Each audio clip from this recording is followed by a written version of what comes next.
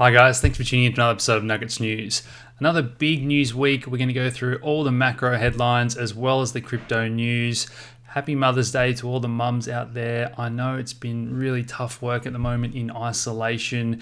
I know particularly my wife as a mum has stepped up. All the mums out there looking after the little ones, as well as the dads. It's a team effort. And if you do hear, the crying in the background in a few of the videos lately, Louis at home, it's a crowded house, and I guess that's just the same for everyone at the moment until we get through this coronavirus. We do welcome over 1,000 new subscribers to the channel again this week. If I am really busy and I can't get out those 4 or 5 videos a week, guys, I do have to put more attention into our premium group, but we've still had some fantastic, really long interviews lately. We've got all our free modules. We're continuing to update those. So if you're one of those 1,000 people that's just joined us, head over to the website nuggetsnews.com.au. You'll find all these resources about quantitative easing, fiscal policy. If you hear me say some of these words, we've got a glossary. It's all there for you to go down the rabbit hole and learn about the world of banks, debt and money. We've also got all our special offers and discounts from our partners. Big thanks to FTX. That link in the description below gets you a double discount on all the fees there. They support Aussie dollars now. They've got a range of all the best tokens as well as those indexes, options. They've even added oil lately, so they're going to add whatever you guys want to trade. And this is where I do all my trading and leverage trading as well. Finally, a special welcome. We had 88 new members in our premium group this week. That is the biggest week we've had since December 2017 when Bitcoin, rose up very rapidly to $20,000. So I definitely think we've seen a lot of new people enter the space. And I know there was a bit of a dump today, which we're going to get to in the technical analysis section. But I do think we're starting to see a few signs that remind me of the middle of 2017 when the ingredients are coming together for the bull market. So if you want to position yourself right, and if you want to see my write-ups every day for what I'm doing, become a member and join our group. And we're actually going to launch the testing phase of our new platform very shortly. So we're going to be getting a few of the members to give us some feedback. So look out for that post as well. Okay, let's get into the local news where Australia actually had a surprise surplus. Huge amounts of money coming from gold, 3,000 Aussie dollars an ounce, iron ore, coal, those things are all working in our favor. And yeah, Australia has a surplus. I know the US running multi-trillion dollar deficits wished that they had a surplus like we do there. For a deep dive into the Australian economy, check out our monthly update. We did that with Martin North on Friday, going through it all. But just a few other things I will mention. We had 600,000 loans get successfully deferred. I know a lot of people have been knocked back, a lot of small businesses still trying, and the talks between landlords. So a lot of that still has to play out, but a large number of people have deferred their loans. Now, what I find just astonishing is the Australian housing bubble is just held up on such a pedestal compared to other countries. And as I said in this tweet, it's just sacred and untouchable. So all the recommendations from the Royal Commission that were meant to come into place to stop all the fraud and faking of documents and people that shouldn't have been getting loans, that's all been delayed now. So what they're kind of saying to me is, well, this isn't the right time to implement these changes because it could actually impact property prices and hurt our banks because of how leveraged and exposed they are to property. So it's almost like saying you're above the law. We need to try and blow the property bubble up. We don't want anything that might bring the property bubble down. So let me know what you guys think of that in the comments down below. Commonwealth Bank closing down 114 branches. So this is just temporary, but I think that you can never compete with software, and banks are just outdated these days. There are some things that you do have to go into the branch, sure, but I just think that software, digital currency, the world is online these days, and branches just aren't going to be able to afford to stay open. That's the reality of it, where I think cryptocurrency is going to eat a lot of the bank's lunch. Another thing that surprised me, again, property just being above everything else. One of the first things to reopen were auctions and open homes, where we have hundreds of people go through a crowded area or bidding on these houses in the street. Yet we're not allowed to go to a cafe and have a dozen people eating their breakfast together. Shouldn't we be supporting small businesses before we're putting all this priority around the housing market. I think this just shows you, as I've spoken about, the closed door meetings that our government are having, because they know if property goes down 10% and they can't get it back up, that's when that cascade effect can start. So once again, property becoming a priority. ASIC put out a warning this week about amateur share market punters. So the number of people getting into trading, and particularly day trading, is what's worrying them there. They've seen a huge increase in the amount of people opening accounts. So guys, if you're a beginner, like I always say, get a practice account. Don't trade on margin, and don't even trade until you know what you're doing. And at the moment, it's a volatile time. I'm telling you now, you're going to lose money. And when people tell you it's easy and, do my course and you'll make money, it's just not true. It takes years to get good as a trader. Please be careful out there. ASIC don't give out warnings like that very often, so they must be seeing a lot of people lose money. Okay, so Victorian Master Builders Association is calling for the 8% foreign buyers surcharge to be suspended to encourage Chinese buyers back into the market. So once again, we're trying to do anything we can, change the rules, give people an advantage, because we need to keep property up. Now, we know that all that state revenue is collapsing because of everything from less stamp duty to these less foreign buyers taxes coming in. So, look, they're going to do everything they can to try and keep that housing bubble up. Another thing that's upset a few people here, we had a US giant approved to mine beneath that Sydney drinking reservoir. So one of the things that really upsets a lot of people is how we're selling off a lot of our assets to foreign owners, and that's where a lot of these tensions are going to continue to play out, particularly with our relationship with the US. We know China are buying up a lot of Australian stuff at the moment wherever they can. Now, Australia and the EU actually got together to bypass some of these rules that Trump's put into place on global trade. So actually, becoming almost friendlier with the EU and China behind Trump's back. And that's not going to keep him happy. And as I've been saying for the longest time, Australia are going to have to make a decision, because they're right in between a rock and a hard place with US allegiances and China and the trading partner there. Now, all those Chinese buyers have gone out of Hong Kong, and that real estate market's been hit really hard. And we know how big the numbers were in Sydney and Melbourne. Whether or not the Chinese buyers return, if they're even allowed to, with the international travel restrictions, we don't know how long they're going to last. But the bull argument is that Australia is seen as one of the best places in the world to live. Maybe even places that are more remote or semi-rural. People come down to, say, Tasmania, and it's seen to be a safer place that's out of the way with less cases. That remains to be seen. Maybe Australian property does continue to trade at a huge premium. Now, in terms of COVID, we're still learning more every day. That is what I've been saying. And I know in the comments down below, no matter what I say, there's going to be people that disagree with me and tell me that, I'm in on it, I'm part of the problem, I don't know what I'm saying. And every person has their own theory, and all of you disagree with one another. So, look, I'm going to try and keep it factual. That's what I've said from day one when I was one of the first people to warn about it. I told you guys I thought this was going to cause the market to fall and a recession in Australia before anyone else. And now I've changed my opinion, and I don't think it's as bad as we first thought, but we're still learning more about it every day. And we've now seen some mutations. I know some of you don't believe the virus even exists. So, look, I'm never going to convince you all, and look, I'm happy for you guys to all believe whatever you want, but where I do think they're crossing the line now is in some of our personal freedoms and liberties that have been taken away, and I really hope that we can get those back as soon as possible. So more evidence mounting that COVID may not be natural. I certainly put a lot of faith in Chris Martenson. He's qualified more than anyone to talk about this stuff and does his daily updates. So we're now sequencing that genome, as I've spoken about. I'm scientific minded. The evidence is there. We can actually look at these things. Now, we're pulling it apart, and we can start to actually find exactly what it is made of. And once we have more evidence around that, then we can come to this conclusions, because at the moment, a lot of people are pointing the finger. Now, Beijing might dump all their US treasuries in response to US hostility.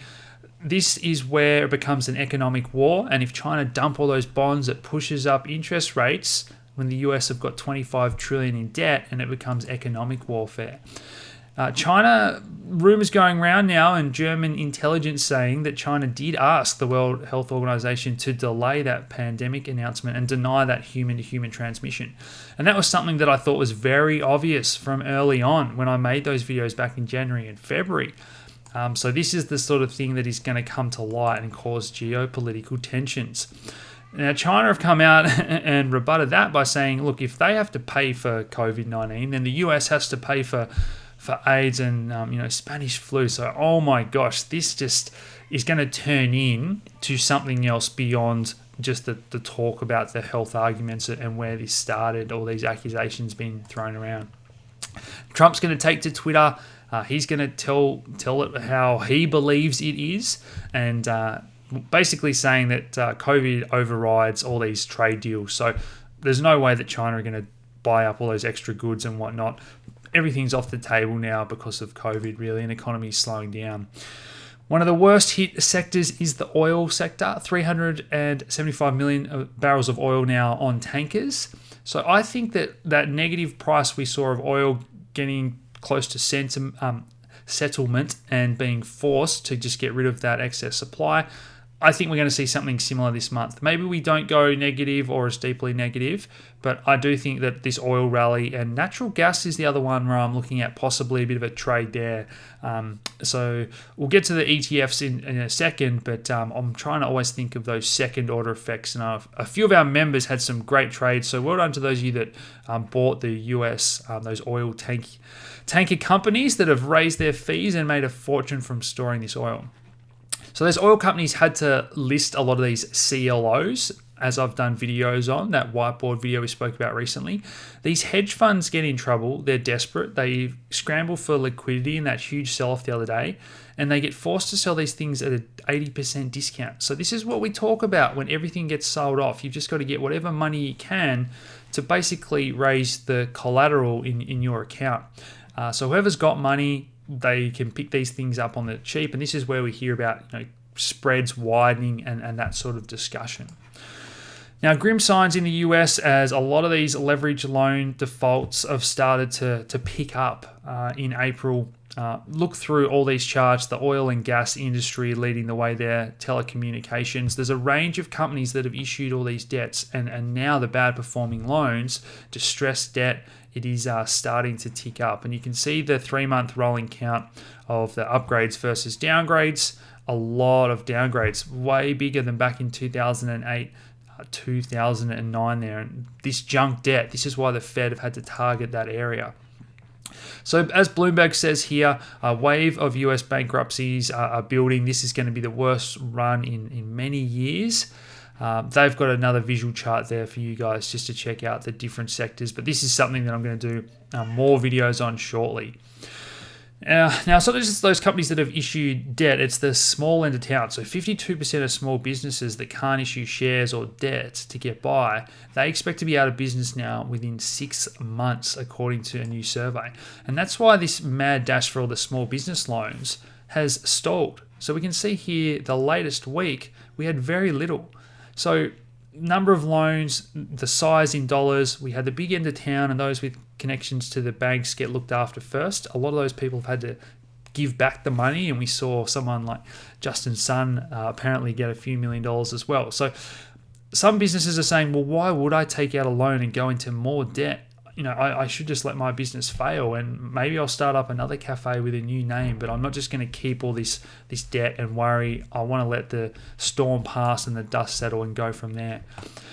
So it is a bit of a tragic record.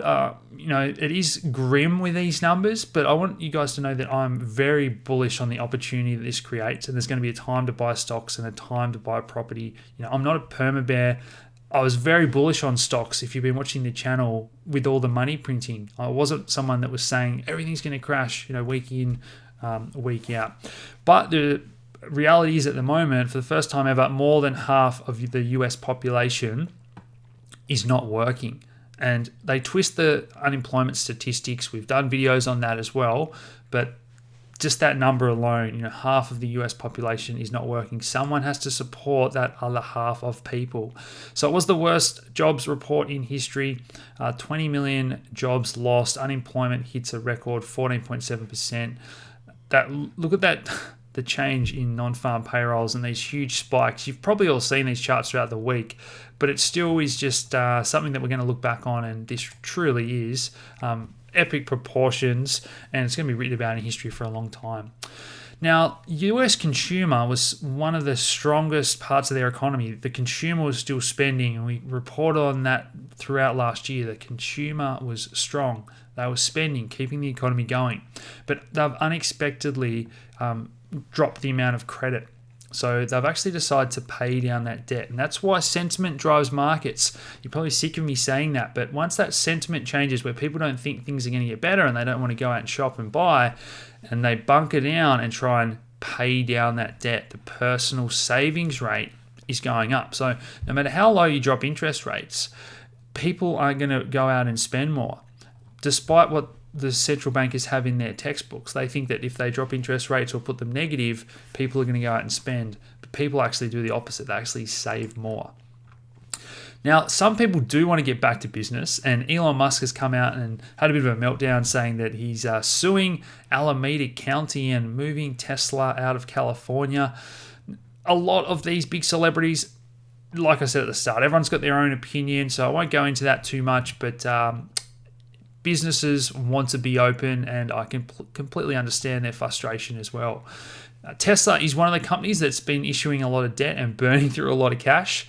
That high yield issuance window slammed shut. United Airlines pulling that 11% yielding bond. So there's been a big rush into anyone that is offering these bonds and yields. Junk bonds leverage hits record high because the Fed are promising that they're going to buy this stuff. So despite all those numbers that I've just read out to you and the grim outlook, there's a record number of people speculating on junk debt.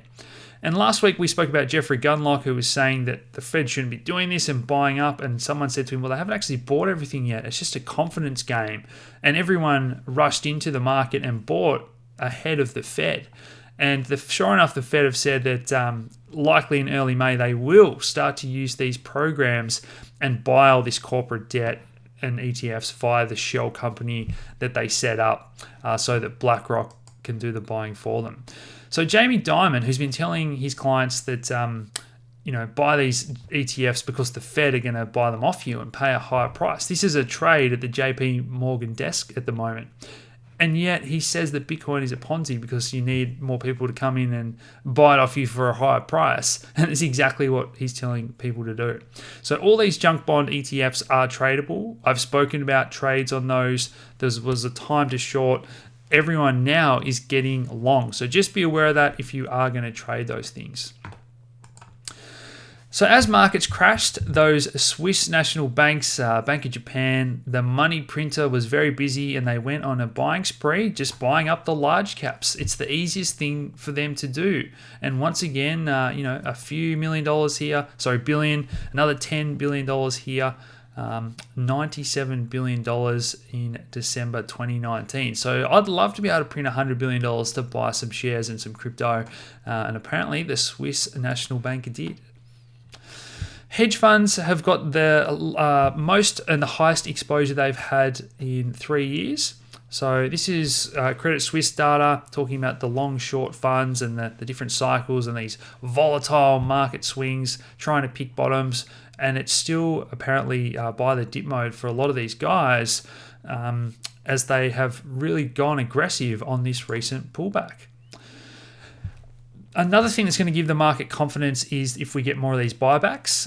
This article here saying they're back, stocks are soaring, even as equity outflows hit 2 months highs. So people are pulling money out of stocks, as we know. That's why they've been going down. But sure enough, Apple came out and announced that they're going to issue all these different tranches of bonds. This is nuts. You have to really understand this. So they're issuing all these different bonds, 3 years, 5 years, 10 years, 30 years. And those bonds are going to be used to fund a $50 billion buyback. So give us money so we can buy back shares. Nothing makes sense. It's the Wolf of Wall Street.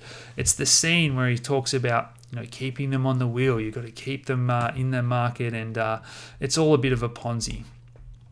So yields did hit their highs. Whenever people hear about these companies and other opportunity, they rush out of those bonds and yields start to go up. And the Treasury, the Fed, they have been cutting back their buying just to $7 billion a day. This is where I do expect possibly that support that's really needed to force them to buy more. So I think interest rates are going to rise back up, and the Fed are going to have to play around with how many $1 billion per day, if you can believe that statement, they're going to have to buy just to keep interest rates low. They can't let interest rates go up. They can't let China dump those bonds.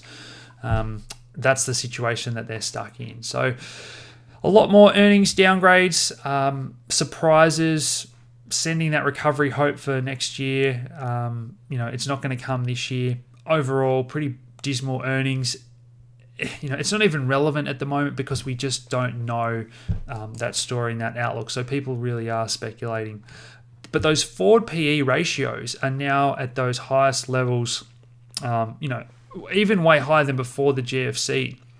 So the forward-looking profit to earnings ratios for the largest 500 companies in America now back over 20 there.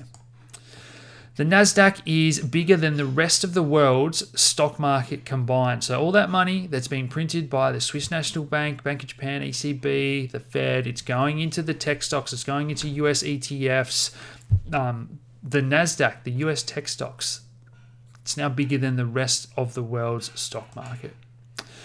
This was a fantastic article by The Economist. It just mirrors what I've been saying week in, week out, that you guys have to get your head around this concept that the markets and the real economy are just parallel universes. Don't try and make sense of it because you'll go mad.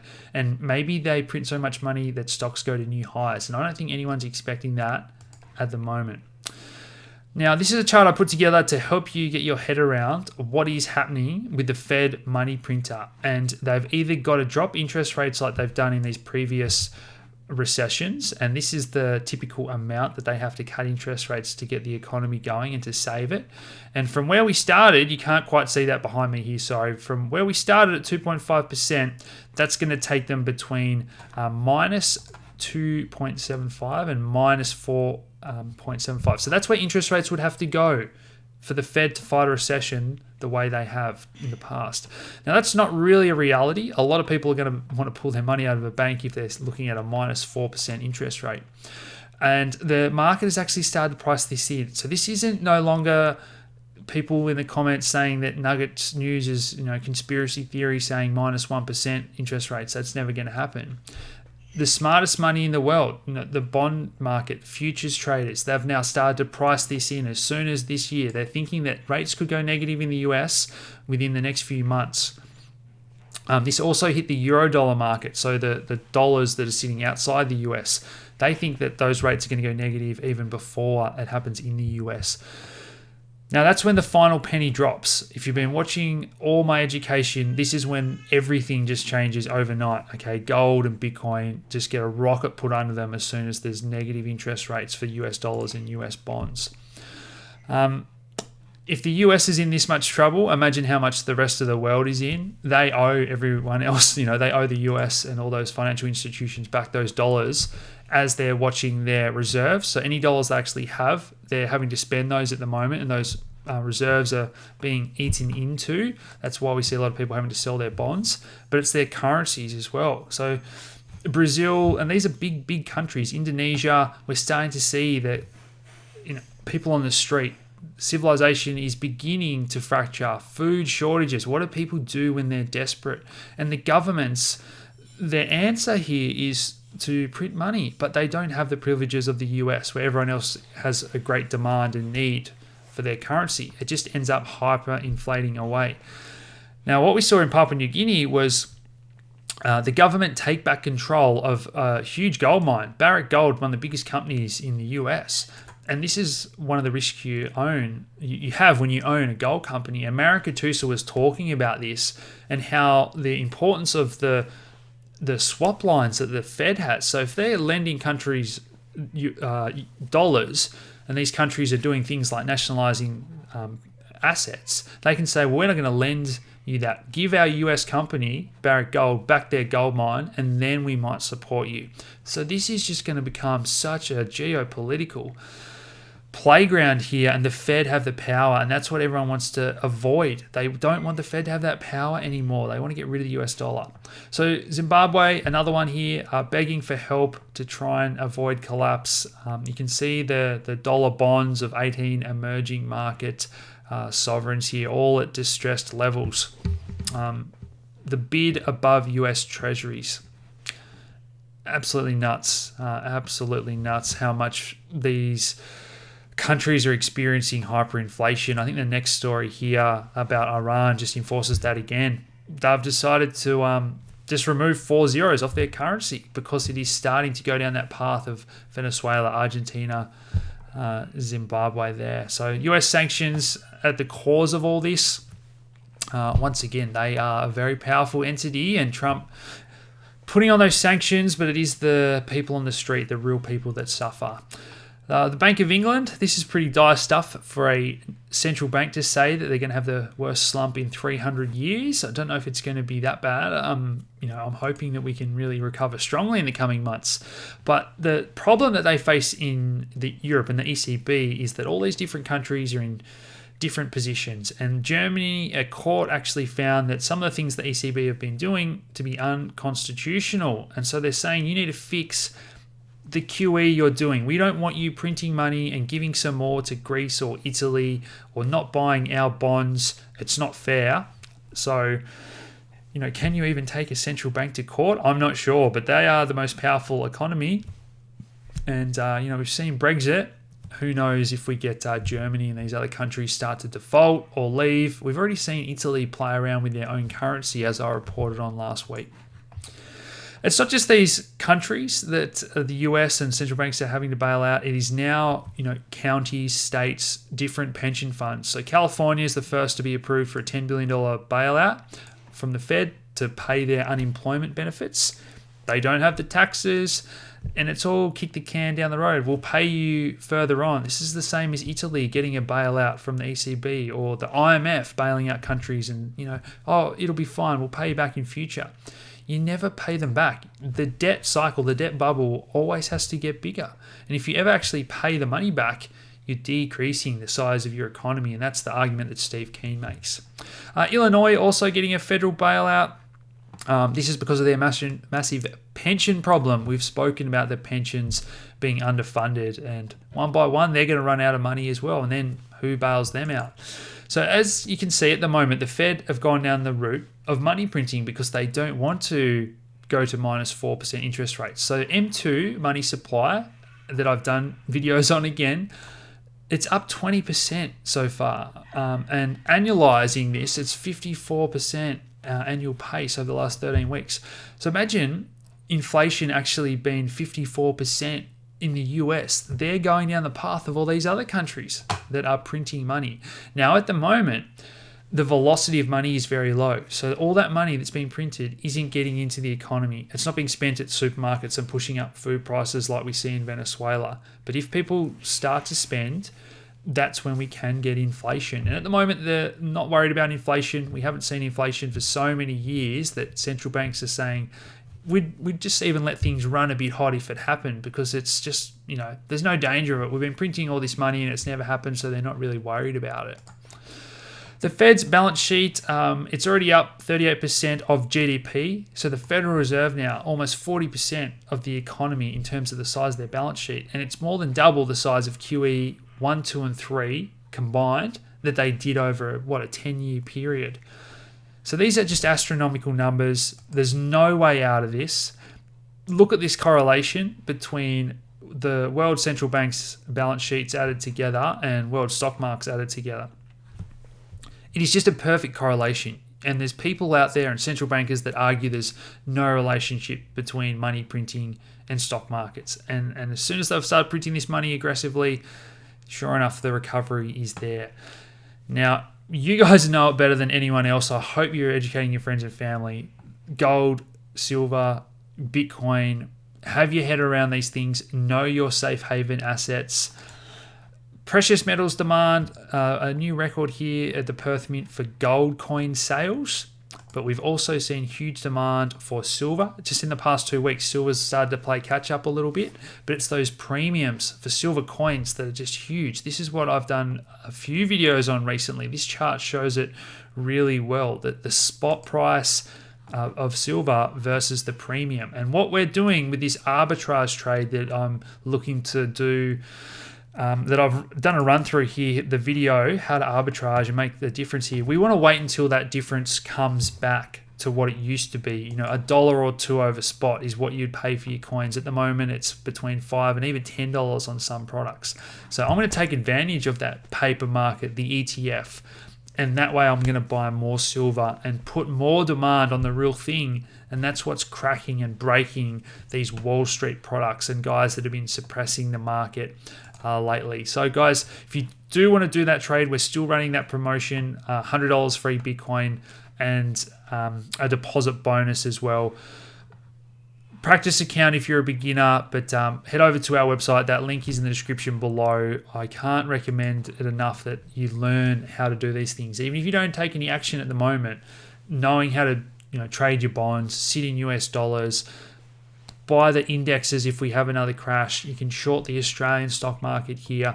The world is your oyster once you know how to do these things. And we had a really profitable trade that I tweeted about a number of times, shorting the US stock market this week. It was almost the perfect trade. Gold ETF holdings increasing. It's just wonderful to see this all coming together. And gold at almost $3,000 an ounce in Aussie dollars. Now, guys, if you are taking control of your own wealth, if you do want to find out whether or not you can do your own self-managed super, friends at New Brighton Capital have looked after dozens or even I think hundreds of you now if we include all the YouTube audience as well as our members. So look, you guys all get a free consultation. YouTube audience gets a discount. Our members, you guys get an even bigger discount as well. So everyone's very happy with this service. These guys know how to do the crypto side of things better than anyone else, and we've had a lot of happy customers there. Okay, so let's get into the crypto news now. And I did just want to say a big thank you to Cointelegraph, where I got to make my debut there this week. I love their cartoons. This was a tweet I did about Bitcoin being the best performing asset year to date and this decade so far, with a few cheeky nuggets down there and some Bitcoin hot sauce. So look, I love your sense of humor, guys. I love your cartoons. Thank you very much. In terms of getting in the mainstream, Billions is a fantastic show. Check that out if you're interested in investing, and Bitcoin once again being mentioned. And it's just getting into that mainstream consciousness.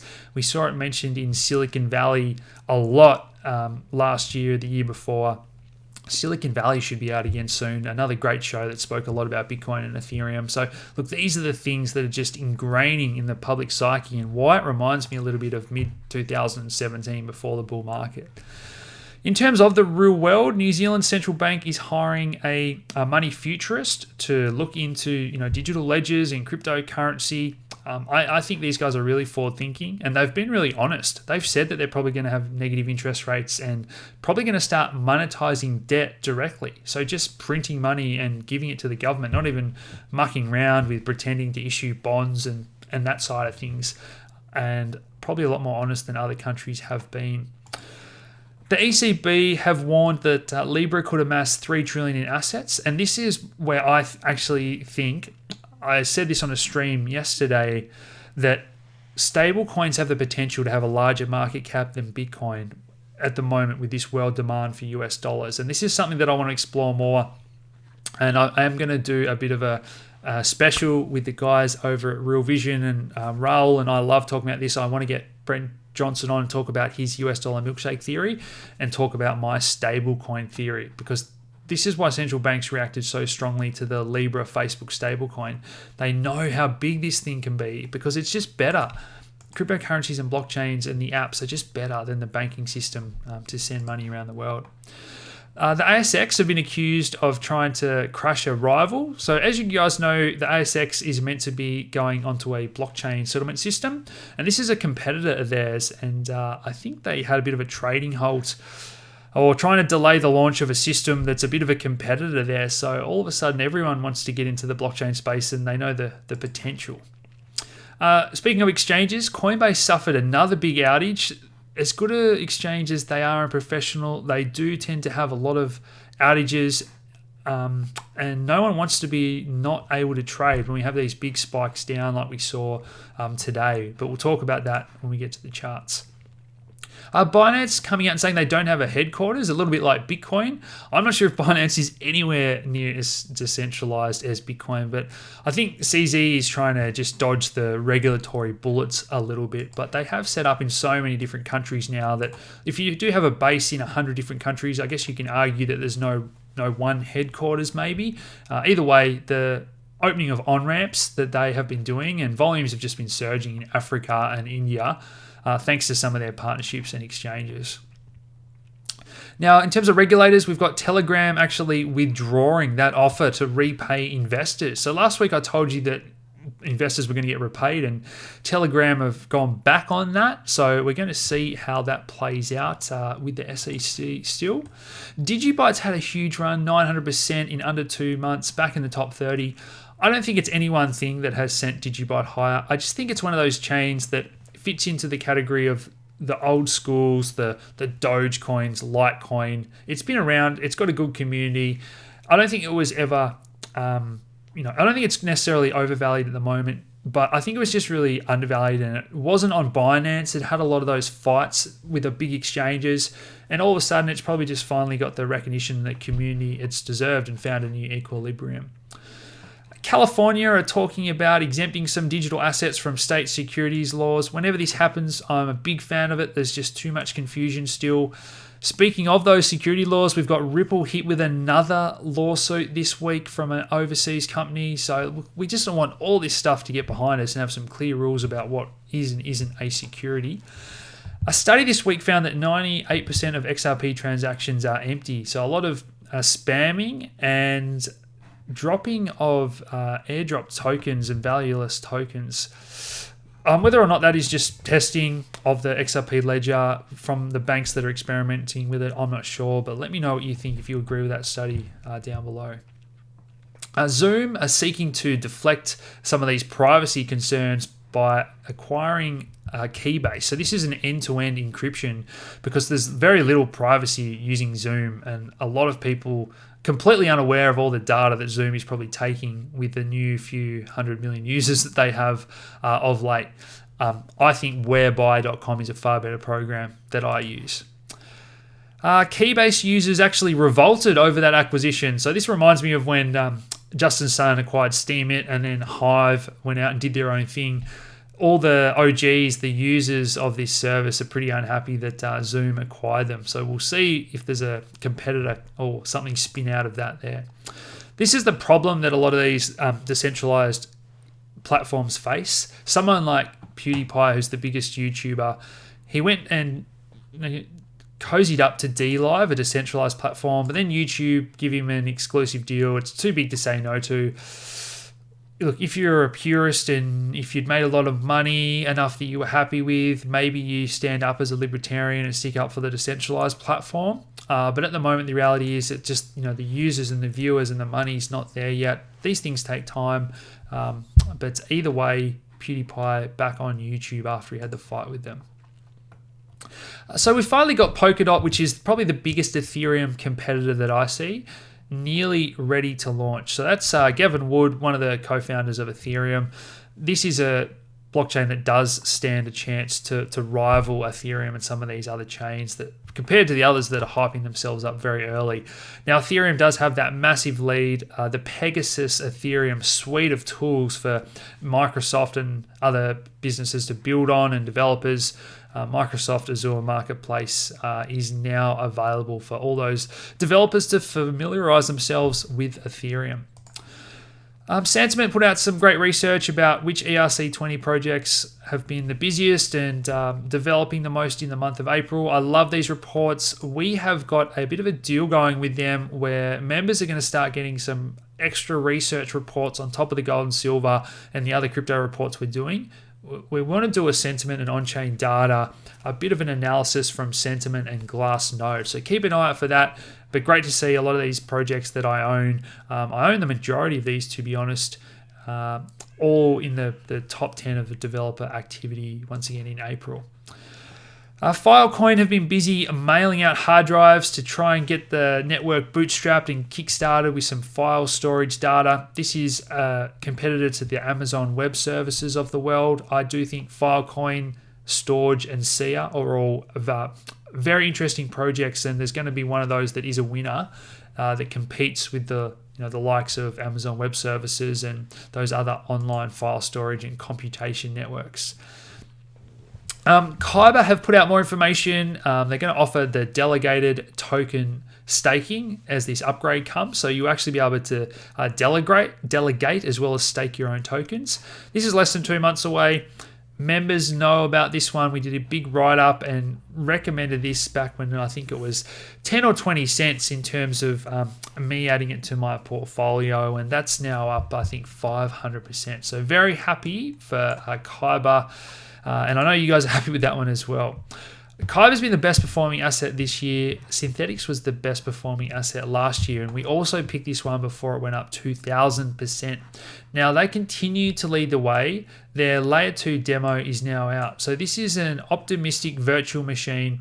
This is a layer on top of Ethereum that scales it to enormous high-speed throughput and Ethereum transactions using the optimistic roll-up technology. So I might do a bit of a walkthrough of that in a future episode, but the technology already exists for Ethereum to scale. I hate it when people say it can't scale. Maker has added tokenized Bitcoin to the system while DAI faces a bit of a crisis of confidence. This is something we covered in more detail in our monthly Ethereum update. So watch that if you want the details there. 66% of all ETH holders plan to stake at least some of their coins. I just can't wait for this to go live. I certainly will be staking, and I'll be doing a tutorial on how to do that. And for members, we might even look to do a pool of staking as well, maybe through Rocket Pool. Ethereum scaling and gas-free transactions arrive. This is on Ethereum 2.0. This is all being rolled out on the testnet. So gas-free transactions, no fees. That is going to be awesome to see. And Gods Unchained, another project that's already developed their scaling solution. So this is Starkware, helping the developers of Gods Unchained, and they are doing millions of trades of their cards, the online game that's just taken off this year. That's all happening already with people trading their cards off-chain exchange and a high number of transactions and not clogging the Ethereum blockchain while still letting the app and the game run very smoothly. In terms of the Bitcoin network, BitMEX is clogging the Bitcoin chain. It sends out all those transactions at the same time every day rather than spreading them out. So a lot of exchanges haven't implemented SegWit yet, and other things like putting all those transactions on the chain at once. Spreading them out would be better. So all these exchanges have still got a lot more room to improve in terms of how they're treating or respecting the Bitcoin blockchain. We've actually had the node count drop to a 3-year low despite price surge. This is a bit of a side effect of whatever's happening at the time. A lot of people have got other issues on their mind than running these computers and nodes at the moment, I think, with COVID. But I think that node count will rise again once we get into a bull market. And so will the Lightning Network node count there. Blockstream have launched their second satellite. So everyone always says, well, what if the power goes down, Nugget? The Bitcoin network won't function. Well, we've actually got 2 satellites now. This one's 25 times faster. In the future, we'll have solar-powered stations and mesh networks, mobile data. You don't need that internet connection to send a Bitcoin transaction. Mining continues to get more competitive. So Iran have issued that license for the nation's biggest Bitcoin mining operation. 6,000 rigs. That's all going to go ahead very soon. I put out a bit of a tweet. What do you guys think of this term? So in the oil markets, we've got OPEC. This is HOPEC, so hash rate of producers that are exporting crypto. So we saw this week nuclear mining possibly being used in Ukraine to mine Bitcoin. We've got all these large-scale operations throughout the US. A lot of the energy sector, they've got that spare capacity and gas flaring are getting into mining Bitcoin. Iran, we just spoke about. Binance have launched Binance pools to try and get all the pools out of China. So China have got that stranglehold on Bitcoin mining at the moment, at least in terms of the pools. I think once again, this becomes a geopolitical, it becomes part of the trade wars. Bitcoin becomes $1 trillion asset, and this is something that all those different countries are sort of fighting for a piece of the pie over. A great website from University of Cambridge actually shows you which regions of the world have that mining power there. Right, let's talk about some of the sentiment that we saw this week. So the put-call ratio, these are people that are using options to protect themselves for up or down movements. And we actually saw a lot of puts being bought this week. And this was something that sort of told me that some of the smarter traders and investors are looking for that downside protection. It's just a bit natural because of the big run we've had. And we had actually $1 billion of options, open positions for the first time ever. So the market is just maturing. I love seeing this. I've done a tutorial on how you can trade your options on FTX as well. That'll be down in the description below. BitMEX also offering more derivatives. They want to get into the options trading space. They launched a new product, which is Bitcoin dominance. So you can actually bet on Bitcoin dominance index going up and down. And I'm fairly sure that I've had some chats with the FTX guys that they'll be launching that product as well. Cash App have now got more of their revenue from Bitcoin than from fiat and other aspects of the business. So this is just dominating. $500 million of revenue in Q1 from Bitcoin. Now between Grayscale, the biggest crypto fund, and Cash App, they are now buying up such a huge majority of the newly mined Bitcoins, and that's going into the halving. And a lot of the new Ethereum, and that's going into Ethereum, reducing the new supply of ETH. So look, the fundamentals are still great, guys. Paul Tudor Jones, he's one of the first big name investors, really legitimate, to come out and say that there's too much money being printed. I see inflation like in the 70s when gold went from $30 to $600. Bitcoin's a good hedge.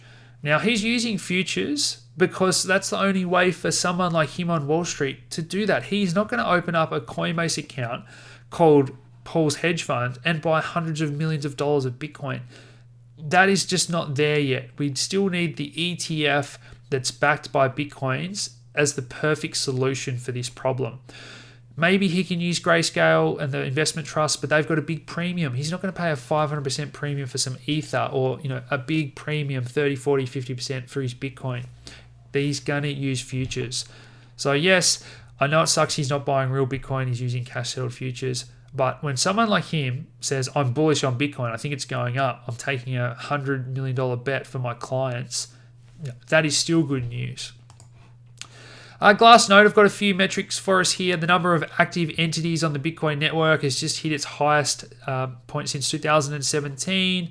We've also seen a big run-up. So a lot of people are still saying, do you reckon we'll get a pump into the halving? Look at this chart, guys. We're up 160%. Since we had that spike down low, and we've had almost a parabolic advance. Now, I tweeted during the week that I had that sort of gut feeling that I thought we were going to pump higher when we were sitting at around 9,300 and at this level, and we got there. We got above $10,000, and then today, on that Sunday, we've had a bit of a pullback. So let's have a look at the chart now. I think this is whales certainly playing with us before we go into the halving. Peeped our head above 10,000.